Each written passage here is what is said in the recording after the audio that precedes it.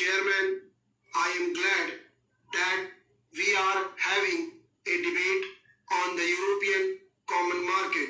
I wish that it had taken place earlier.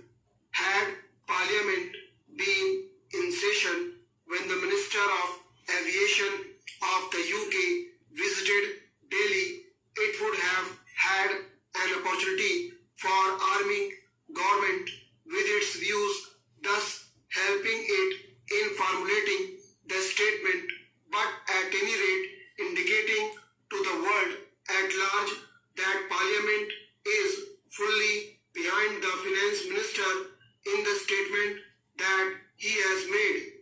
The statement that has been made by the Finance Minister is admirable both in content and in tone.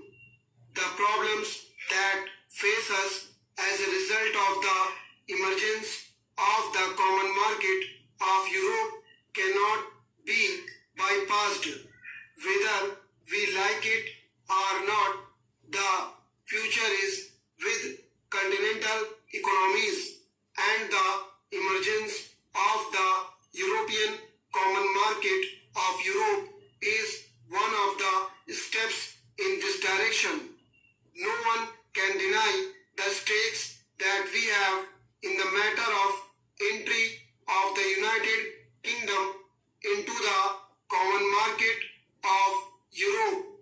I have done some research into the actual position of our trade, and I think it would perhaps help the House to estimate the magnitude of the problem that is facing us. We are importing 35% of our imports from Western Europe, including UK. We are exporting about 40% of our goods to this area. We have a large interest in the outcome of UK's entry into the common market and the terms on which she proposes to enter into the common market. In the present circumstances, we cannot visualize what the terms will be, but we know that our stakes are great, and we have already indicated our deep interest in the terms which the UK would be able to negotiate. But having made our standpoint clear, it would be unbecoming of us to do anything else except to be prepared for all eventualities.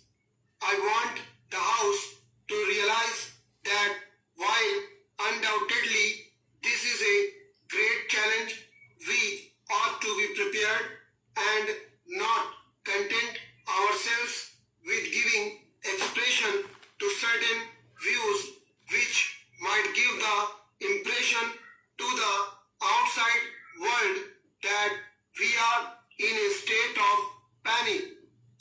To suggest, for instance, that the pattern of our trade should be changed overnight is not realistic. A changeover in trade is no solution.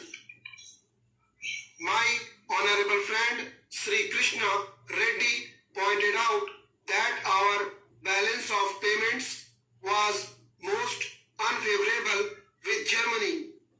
I know that it has been unfavorable, and while partly this is due to Germany imposing very high tariffs, let us realize that we have had to depend for aid and capital from the developed countries, notably Germany, and as such our balance of payments is bound to be unfavorable.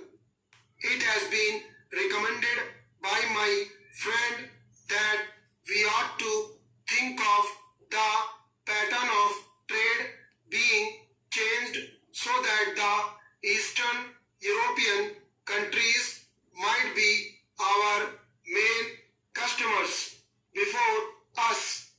advantages of rupee credit and rupee payments are dangled.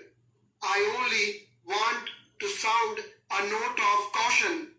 While it is true that from the point of view of our immediate difficulties, rupee payments offer a solution in the sense of imports not being a current draft on our foreign exchange resources.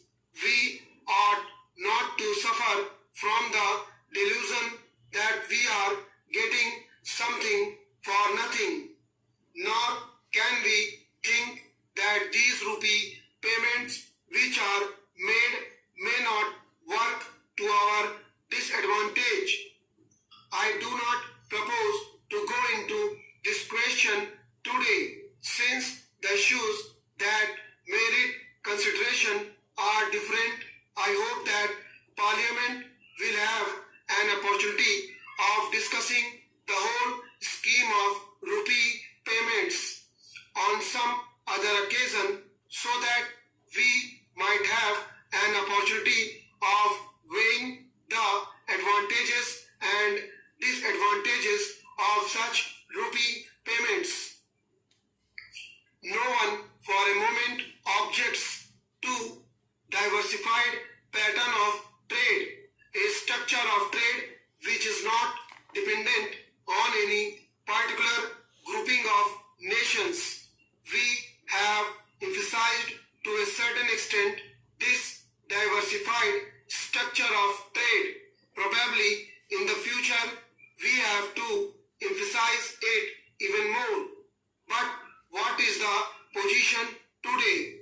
As it is, the terms which can be arranged for UK's entry into the common market are not dependent on that country alone. They are dependent on others as well. This is the position which we face.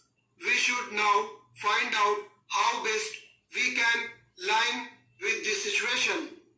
There is one thing which has to be affirmed on this occasion. I hope Parliament will affirm it, because there is a danger of overlooking it, to the extent that we suffer by the new groupings in Europe.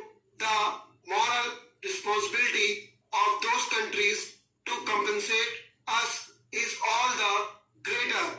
This would be in conformity with the trend of modern things.